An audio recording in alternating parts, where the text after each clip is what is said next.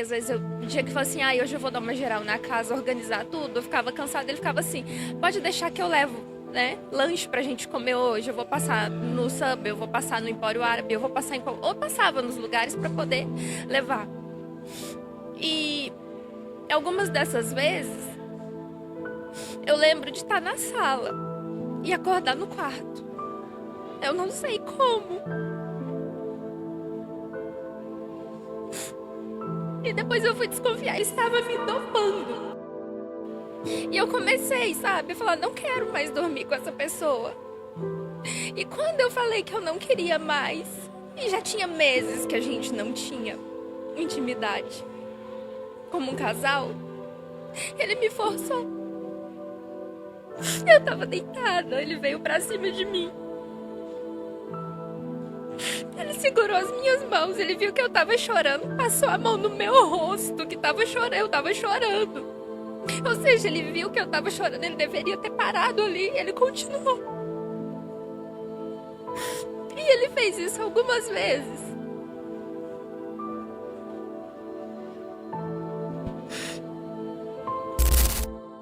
Pessoal, nós estamos com a Andressa, ela é ex-esposa do Sérgio. Andressa, a gente já conversou, já sei de algumas das situações que você passou com ele. Eu já conversei com algumas das supostas vítimas. Peço desculpa para você e para elas, que eu tenho que tratar como suposta. É uma situação jurídica terrível no Brasil, né? A gente sabe que ele teve uma reunião há cerca de 7 dias, né? Hoje dá uma semana, com lideranças da igreja. Parece que você participou dessa reunião online. Nós estamos aqui em Uberlândia, gente. Eu vim aqui para conversar com a Andressa. E eles fizeram algumas perguntas para você. Parece que ele também participou dessa reunião. E nessa reunião ele admitiu que ele cometeu alguns dos crimes que ele foi acusado ali no momento, né? Se você puder comentar pra gente como é que você conheceu ele, como é que foi esse relacionamento com ele. Bom, eu conheci ele em 2011, em um evento em BH. E a partir daí a gente criou uma amizade, entre aspas. A gente conversava todos os dias e começou a meio que surgir, né, interesse de um relacionamento. E assim, ele se mostrava uma pessoa muito boa, muito assim, inteligente, uma pessoa que consegue te envolver, né, nas atividades dele, no que ele gosta. E assim, e foi evoluindo e a gente acabou, né, assumindo um namoro. Quando vocês começaram a namorar, quando vocês casaram, quando você viu que não dava pra caminhar mais junto, e quando você resolveu separar dele? Só pra gente criar uma linha histórica, assim, pra gente entender as coisas, porque como uma história que começa lá em 2001, não, das acusações dele, né? A primeira acusação dele é lá de 2001, só pra gente começar a entender, fazer uma linha histórica das ações dele. Nós começamos a namorar em 2012, nos casamos em maio de 2013. E assim, os 2 primeiros anos foram bons. A gente nunca teve desentendimento nenhum, a gente sempre teve assim uma convivência boa. A gente não brigava, não discutia. E eu comecei a pegar no celular dele mensagens de outras meninas. E eu falava pra ele que aquilo não era legal, não pra mim, pelo menos não estava sendo bom. E ele falava que era só conversas, que ele não tinha nada com elas. Eram conversas bobas, que não deveriam ter existido. Passava um tempo, ele ficava, né, digamos que se comportava. E depois ele voltava de novo. Mas essas meninas eram meninas já, assim, acima de 18 anos ou de menor, né? Porque a gente já conversou com outras pessoas que ele ficava com muitas meninas menor de idade, né? Uma era menor de idade. As outras não. Tanto é que essa que é menor de idade, isso a gente já estava casado, eu estava organizando a casa e eu escutei umas batidas no portão. E eu saí para ver o que era. Quando eu saí, quase que uma pedra me acertou. E era a vizinha da frente. E assim, eu imagino que ela, como mais uma vítima, devesse estar apaixonada por ele. E ele, estando casado, evitando ela, a forma que ela viu na inocência e na ingenuidade dela foi de me atingir de alguma forma. Eu tive que chamar a polícia. A polícia foi até o local, mas como ela era menor de idade, morava com os avós que já são idosos, sim, não deu nada. Ela tinha quantos anos? Ela devia ter uns 13, 14 anos. Aí, tanto é que depois de uns 2 anos, ela veio me pedir desculpas pela atitude dela comigo. E ela me contou da questão do relacionamento dela com ele.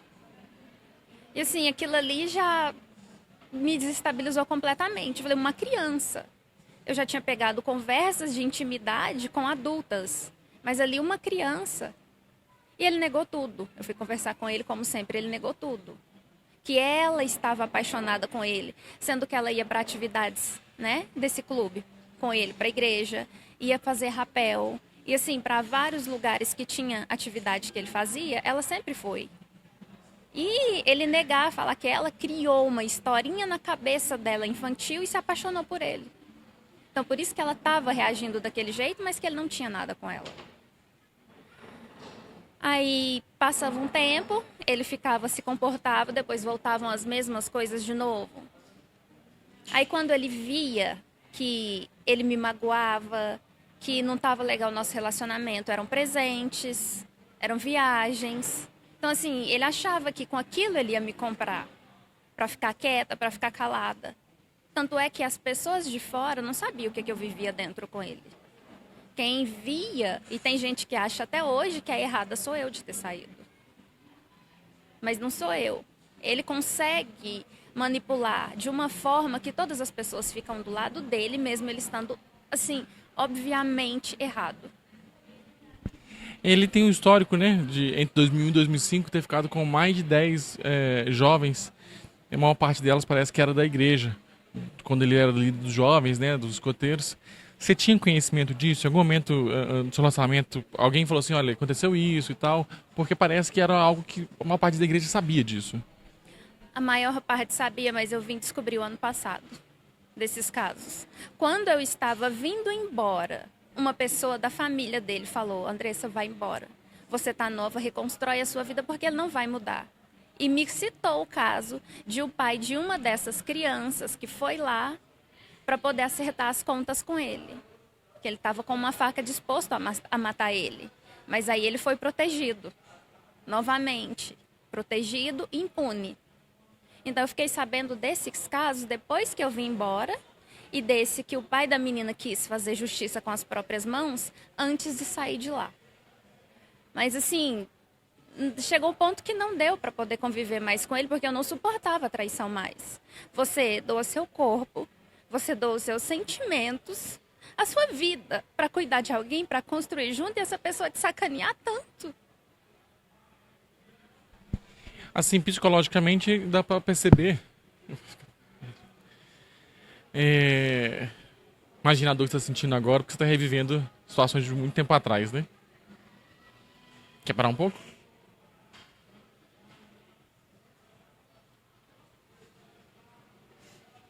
E o pior é assim, a pessoa fazer com que todos acreditem que eu fui a errada. Então eu só queria sair dali. Eu queria sair dali intacta. Meu emocional foi destruído. Eu cheguei a olhar pro espelho, ficar conversando com Deus. Deus, quem sou eu? O que eu tô fazendo de errado para ser tratada desse jeito? E assim, ele fechava a mão de coisas para mim, para nossa casa, que na época era nossa, e ficava mandando dinheiro para ex, todo mês. Mandava dinheiro para ela, sem ter nenhum vínculo, enquanto ela estava casada com outro. Gastava dinheiro com meninas. Eu já peguei várias conversas e era assim, obrigada pela forcinha, obrigada pela ajudinha. E era assim, eu espero que isso te ajude pelo menos por uns dias. E isso tudo em troca de intimidade. Era isso que eu ganhava. Então assim, eu ficava procurando erro em mim o tempo todo.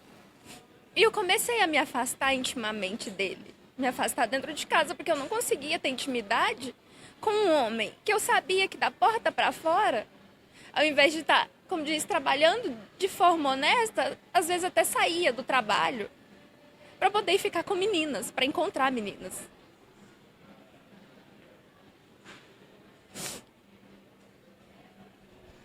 E aí você começou a encontrar além de indícios, você conseguiu ver situações na prova mesmo? Teve vezes que eu deixei o WhatsApp dele conectado no meu computador. E assim, eram mensagens que, como diz, a parte que eu vou conseguir falar, como diz, pra não expor. Eu falo, a gente se expõe. Eu peguei conversas dele com outra, que eles já tinham se encontrado, ela perguntando quando eles iriam se ver de novo, que ele amaria estar envolvendo o corpo dela com amor, com beijos e muito amor. Eu falei, gente, que pessoa, que homem decente, que tá num relacionamento, vai ficar com esse tipo de relacionamento extraconjugal fora? Então, assim, são coisas, falar, pode ser frescura minha que eu já ouvi, até de pessoas da família dele, porque não foram elas que sentiu o que eu senti. Não foram elas que passou o que eu passei com ele na pele. E eu comecei a me afastar dentro de casa, mas fora nos eventos eu consegui acompanhar ele. E uma coisa assim que eu não posso deixar de dizer, da forma que ele me conquistou, me cativou, foi como se ele fosse uma vítima. Que ele falava super mal da esposa dele, da atual, né? Que na época eles se separaram, quando a gente se conheceu. Ela não prestava, ela não cuidava dele. Ele tinha que chegar, às vezes, até meia-noite do trabalho e comer comida congelada. Ela não cuidava das roupas dele. Ele teve que fazer um quarto fora de casa para poder morar, porque ela não queria ele dentro de casa. E eu passei exatamente pela mesma coisa. E eu ficava assim, com dó dele, não dela. Poxa, essa mulher foi muito ruim para ele. E quando passou, que eu passei tudo isso, eu fui ver que ele levou ela a essa situação. Então, assim, ela não era ruim. Ela simplesmente estava reagindo de uma forma que ele desrespeitava ela também. E o pior, com casos, né, supostos casos de menores. Então eu fiquei com muita dó dele. E eu, na minha maneira de cuidar, de acolher a pessoa, a gente foi ali, construindo um relacionamento. A base de quê? Qual que era a base? Era mentira. Mentira da parte dele. Então não dava para continuar. E eu saí como a pessoa que não cuidava dele, a pessoa que não cuidava de casa. E quem me conhece sabe que a minha casa sempre foi impecável. Mas as roupas dele eu realmente parei de cuidar. Porque eu falei para ele, se você tem condições e tem tempo para poder sair e ficar com outras por aí, inclusive gastar dinheiro com elas, então você tem tempo para cuidar das suas coisas, porque eu não vou cuidar de homem para ele sair e me trair com outras. Eu vou ficar vestindo o marido que seria para mim, eu tô vestindo para outras. Então, assim,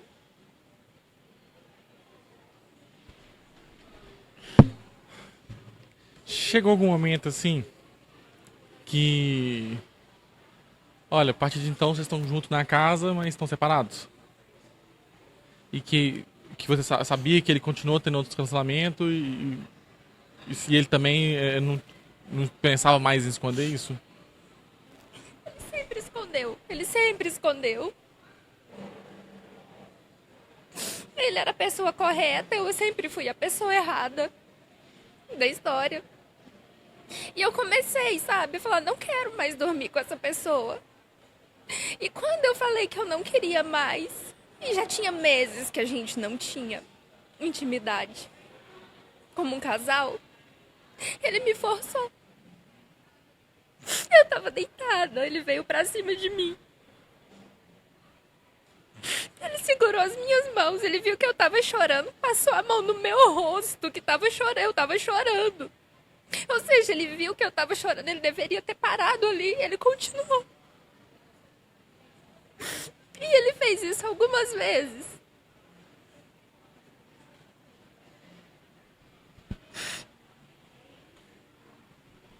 A hora que você quiser parar um instante pra você recuperar, tá bom?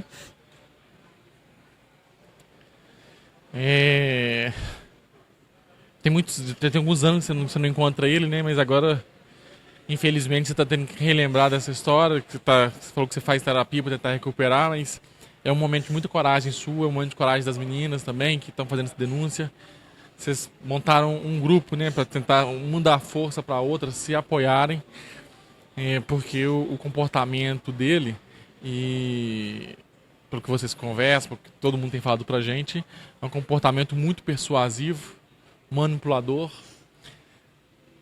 Ele sabe que a gente tentou conversar com ele, né? A gente tentou entrar em contato pelo Instagram, por telefone, ligamos, mensagem no WhatsApp. E imagino que se ele desse entrevista pra gente, ele de repente conseguiria até convencer as pessoas também que tá assistindo a gente que ele tá certo, né? Porque, assim, ele é extremamente inteligente. Isso a gente não nega hora nenhuma, mas a inteligência dele, infelizmente, não é usada pro bem. Ela é usada para destruir pessoas e, emocionalmente, e a gente saber, falar assim, como que eu consegui entrar nisso, como que eu caí nisso. Além desse abuso que você relatou, houve outros? Aí eu comecei a dormir em quarto separado e eu trancava a porta para ele não ter mais acesso a mim. E ele tinha capacidade de acordar no outro dia e falar assim que ele estava dormindo com a porta trancada com medo de eu fazer algum mal a ele. Ele sempre conseguia até virar a gente e falar assim, poxa, mas eu não vou fazer mal nenhum pra você. Ele falava assim, eu não sei. Então eu durmo com a porta do quarto trancada. Aí, quando ele chegava, eu parei de cuidar das roupas dele, sim. Mas a casa, a alimentação, tudo, eu sempre gostei muito de cuidar. Eu sempre fui muito cuidadosa, continuava. Mas tinha dias que eu tinha outras coisas pra fazer. Às vezes, um dia que eu falava assim, hoje eu vou dar uma geral na casa, organizar tudo. Eu ficava cansada, ele ficava assim, pode deixar que eu levo, né, lanche pra gente comer hoje. Eu vou passar no Subway, eu vou passar no Empório Árabe, eu vou passar ou passava nos lugares pra poder levar. E algumas dessas vezes, eu lembro de estar na sala e acordar no quarto. Eu não sei como. E depois eu fui desconfiar. Ele estava me dopando. Eu estava na sala e eu comecei a fazer o quê? Eu pegava o meu celular, tirava uma foto de como eu estava, subia pro meu e-mail ou pro meu WhatsApp.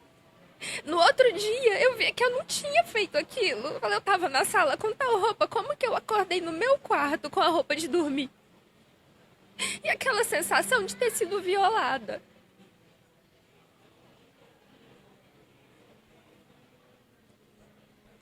Você chegou aí na polícia, pensou em fazer isso? Não, eu não fui na polícia. Porque é aquela coisa, você fala assim, como que alguém, ao mesmo tempo, te trata super bem, te joga lá em cima, consegue te afundar.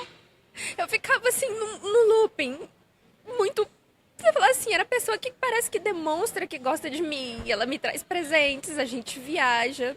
O que você quer comer hoje, onde você quer ir hoje, sabe? E de repente, do nada, ela te afunda. Te afunda com traições. Te afunda falando que você tá ficando louca. E assim, a sua família, eu falava que eu vim embora. Eu comecei a falar pra ele, você não muda, eu já te dei chances, eu vou embora. E eu nunca tinha falado que te viria embora. E eu falei pra ele, o dia que eu falar, eu realmente vou.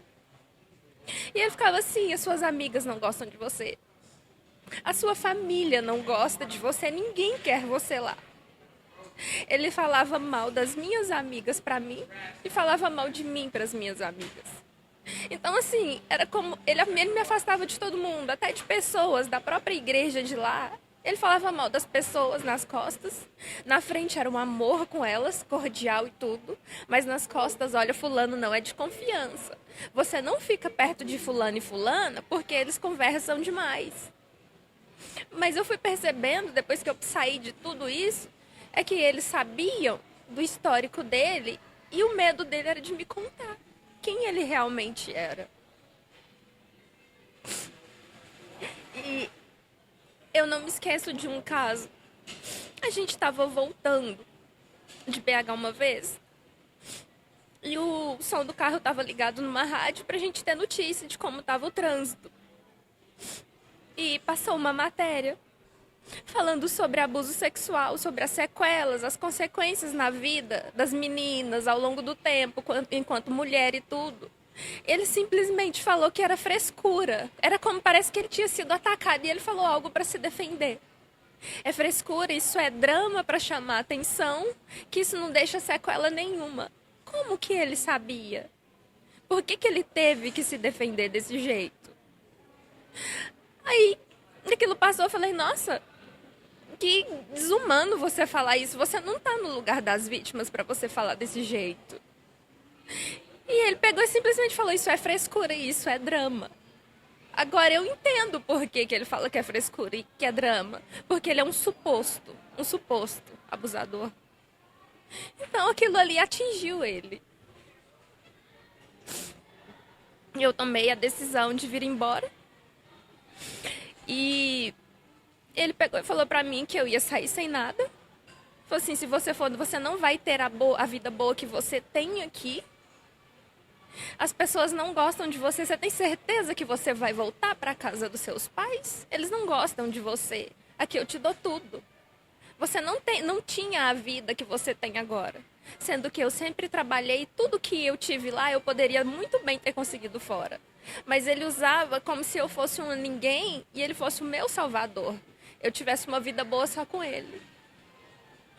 Aí ele começou a me ameaçar. Falou assim, você não vai levar nada daqui, porque você não tem direito a nada, porque quando você chegou aqui, estava tudo construído e não estava tudo construído.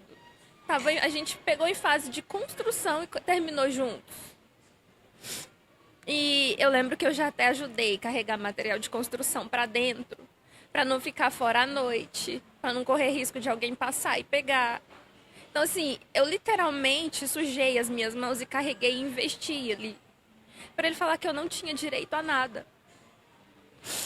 E quando eu falei que eu ia, falei assim, eu vou pedir, a gente vai separar. Nem que eu tenha que pedir quebra de sigilo bancário, porque eu nunca tive acesso às contas dele, nunca. E o dia que eu falei que eu iria pedir quebra de sigilo, ele simplesmente me jogou da escada. Ele te agrediu, te jogou da escada abaixo? Eu tava descendo e ele colocou o pé dele. Ele realmente não encostou as mãos em mim, mas ele colocou o pé dele entre as minhas pernas pra eu cair da escada. Eu caí. Mandei a cabeça no chão. E a minha sogra, que estava do outro lado, a ex-sogra, escutou o barulho, mas ela não sabia o que era. E ele, sendo uma pessoa que fez curso de primeiros socorros por ter trabalhado em área hospitalar, ele sabe que uma vítima que cai, bateu a cabeça, você não pega ela pelo braço e puxa. Ele simplesmente pegou aqui pra me puxar. Eu só falei pra ele, tira suas mãos de mim. Ele simplesmente falou, você sabe da sua situação. Virou as costas e saiu. Não prestou assistência. E pras pessoas da família, eu sozinha caí da escada. Eu tive que fazer. Isso aconteceu no sábado. No domingo eu não conseguia mais andar. Hora nenhuma perguntou se eu estava bem, se eu precisava de alguma coisa.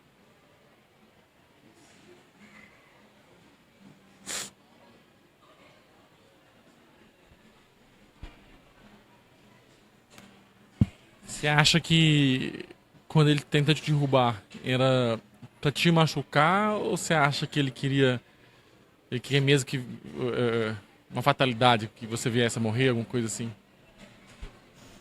Por que ele teve essa atitude comigo?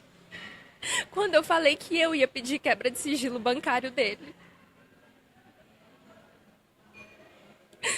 Não era pra me machucar. Ainda mais um tombo de uma escada de uma altura de mais de 3 metros. Não era pra me machucar. No domingo eu não conseguia mais andar. Na segunda-feira eu fui pro hospital, eu tive que ir sozinha. Quando eu cheguei lá, o médico falou pra mim, quando ele pedi os exames, ele me mostrou na tela. Falou, filha, põe as suas mãos pro céu e agradeça, porque era pra você estar com o seu fêmur todo fraturado. Eu tive luxação no quadril. Tive que fazer vários procedimentos. E assim, eu precisava entrar em bloco cirúrgico, ele ia lá e precisava de acompanhante. Ele ia lá, assinava e de lá ele saía pro trabalho dele. Na hora que eu saía do bloco cirúrgico, que eu mandava mensagem falando, acordei, agora eu preciso de alguém para poder, né, me liberar para sair, porque são regras do hospital. Ele ia lá, assinava e a gente ia embora. Em um dos procedimentos que eu fiz, a minha perna ficou sem coordenação motora. E o médico falou, você vai ter que ficar aqui esperando 30 minutos, porque se não voltar, a gente vai ter que entrar com você de novo para ver o que aconteceu. A gente tem que fazer exames para ver se atingiu algum nervo. Aí eu fiquei lá meia hora, a perna não voltou, mas eu conseguia mexer o dedo dos pés. Aí o médico falou, não, já que você tá começando a mexer o dedo dos pés, você tá liberada, mas se não voltar no mesmo dia, você volta pro hospital. E aí eu saí. Os meus pés mexiam, mas a minha perna do quadril até o pé, meus dedos mexiam, mas meu quadril até o tornozelo não mexia. E ele não me deu o braço. Eu tive que sair, entrei no elevador arrastando a perna, eu me encostei. Quando saiu do hospital, ele não me ofereceu apoio. Eu tive que ir andando até... Ele chamou um Uber porque ele não foi capaz de me levar em casa e me acompanhar. Nessa época a gente estava morando no centro de BH. Ele poderia muito bem ter ido comigo. Ele chamou um Uber para eu ir sozinha. Eu fui com a minha perna dormente. E para descer do carro, quem é de BH sabe que ali fica cheio de guardinha. Tem lugar que você não pode parar porque é multado. O motorista do Uber arriscou a ganhar uma multa, desceu comigo até a portaria do prédio para me atravessar na rua. Porque eu não conseguia firmar a perna sozinha. Aí eu cheguei, aí a moça que estava na portaria me subiu comigo até o apartamento. Mas em hora nenhuma durante o dia falou assim, ele mandou uma mensagem, você tá bem? Os movimentos da sua perna voltaram? Não. Era simplesmente assim, você que se vire, você tá aqui só de fantoche pra sair comigo pra evento. Pra ficar assim, sabe? Eu sou um cara que tem uma família, eu sou um cara casado. Era só pra manter uma certa aparência. Porque tratada como esposa eu nunca fui. Assim, que parece que tá nos levando tudo isso agora, né? As revelações. Foi uma premiação que ele recebeu no final do ano passado. Da igreja em relação aos trabalhos que ele prestava junto aos jovens desde 1979. A gente sabe o que está acontecendo entre 2001 e 2005, porque hoje mulheres, né, mas as adolescentes na época estão se encontrando e estão tentando buscar a justiça, tentando buscar outras pessoas. Se alguém se sentir na condição de ter sofrido algum abuso também, a gente se coloca à disposição para estar ajudando, para estar auxiliando, para dar voz para quem esteve nessa situação. Como é que você conseguiu sair disso? Quando é que acabou? E por que você está agora revelando as situações? Eu saí porque não tinha chance nenhuma de eu continuar ali. Ele falava, antes da gente dormir em quartos separados, que ele acordava de madrugada e ficava me olhando. E isso era direto. Por que uma pessoa que não gosta de você, que não te respeita, acorda de madrugada e fala que fica te olhando um tempo? Isso me deixou com medo. Assim, o que ele tá tentando me dizer com isso? Que eu perdi totalmente a confiança nele.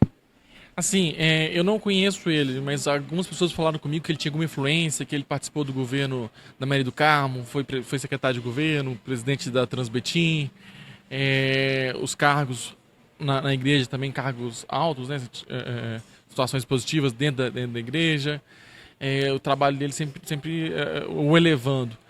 o que faz a gente imaginar que ele conheceu muitas pessoas também importantes, né? Pessoas assim, que têm uma relevância política na polícia.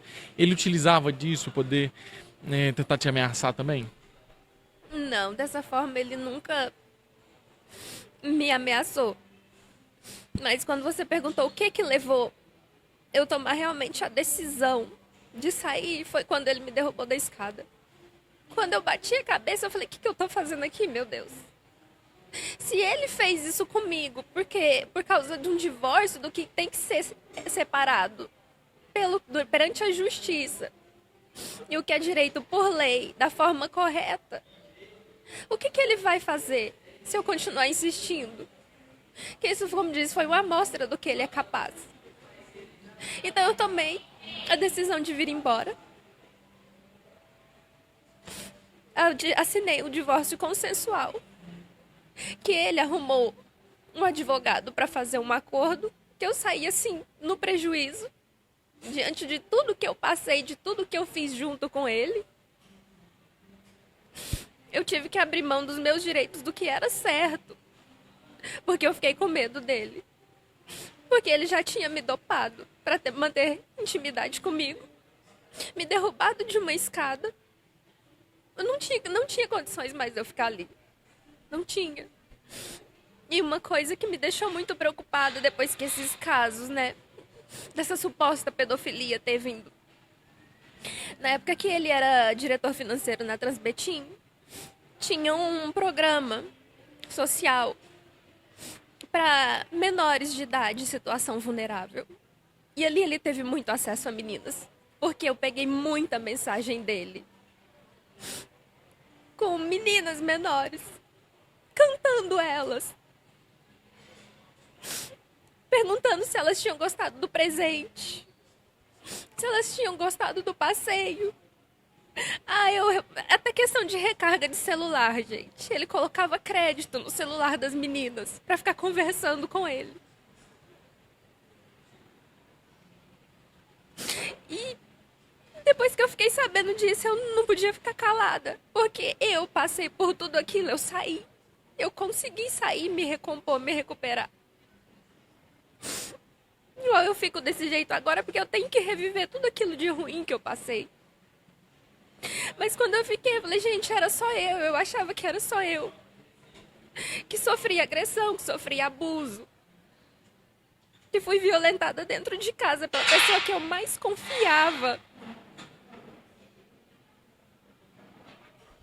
Aí você percebeu que não era só você, que era talvez assim, dezenas de moças, dezenas de jovens que passaram por situações parecidas, passaram por situações de ser constrangida, de ser de repente ameaçada, de ser envolvida pela sua parece que envolvia a família inteira da pessoa. Quando eu fiquei sabendo que eram crianças, gente, eu era uma adulta, eu consegui sair, eu vou carregar a cicatriz disso pro resto da minha vida. Mas, gente, criança, é algo assim. É inaceitável, é cruel. É cruel. E eu percebi que se eu ficasse calada, eu ia estar do lado dele. E eu jamais quero ficar do lado de um suposto pedófilo. Jamais. Então eu resolvi ir até a delegacia da mulher, registrar a ocorrência, em forma de, tipo, eu não sou a mesma pessoa que ele, eu não faço parte do mesmo grupo que ele.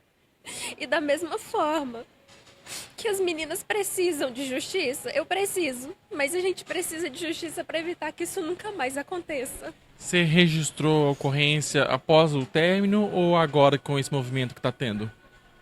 Eu registrei agora, depois desse movimento. E eu falo que eu deveria ter registrado muito antes. Você acredita que só fez agora porque se sente apoiada junto dessa quase comunidade que vocês estão criando? Sim. Foi depois de saber, da gente entrar em contato e saber da situação, que elas passaram, da dor que elas carregam, das sequelas que isso vai ficar para a vida toda. Eu tomei a atitude de me expor, expor a minha vulnerabilidade, a minha dor, junto com a dor das meninas. Andressa, vamos começar a encerrar agora. Tem alguma coisa que você gostaria de acrescentar? Alguma pergunta que você acha que tinha que ter feito e não fiz ainda? Tem algum recado que você quer passar? Um recado que eu quero passar, principalmente para meninas em situação vulnerável, que são assim carentes em várias áreas da vida, às vezes em todas. Não acredite em quem chega se oferecendo presente, passeios, como se fosse uma excelente pessoa. Porque é aquela coisa, quem vê cara não vê coração, mas a gente vê nas atitudes. E quando a pessoa é algo que parece ser perfeitamente, assim, um conto de fadas, algo surreal, não existe ninguém perfeito. Que elas saiam, que elas busquem apoio, que elas tenham coragem de abrir a boca, de dar voz à dor delas. Porque assim como eu e as outras, tivemos coragem, que não é fácil, é dolorido. A gente tem que reviver tudo. Tem que passar por delegacia de polícia, contar detalhadamente, passar por equipe de psicólogo, de médico, e cada um que você passa, você vai contando e revivendo aquilo tudo de novo. Que elas deem voz à dor delas, ao que aconteceu com elas, porque ele não gostava delas. Elas simplesmente foram um objeto para satisfação pessoal de prazer dele de forma errada. Elas não são únicas, como ele fala para elas. Elas não são maduras demais para a idade delas, como ele conseguiu convencer algumas. Elas são apenas vítimas. E elas não são especiais da forma que ele falou, não são especiais da forma que ele falou para elas, para a vida dele. Elas são apenas vítimas que precisam de justiça.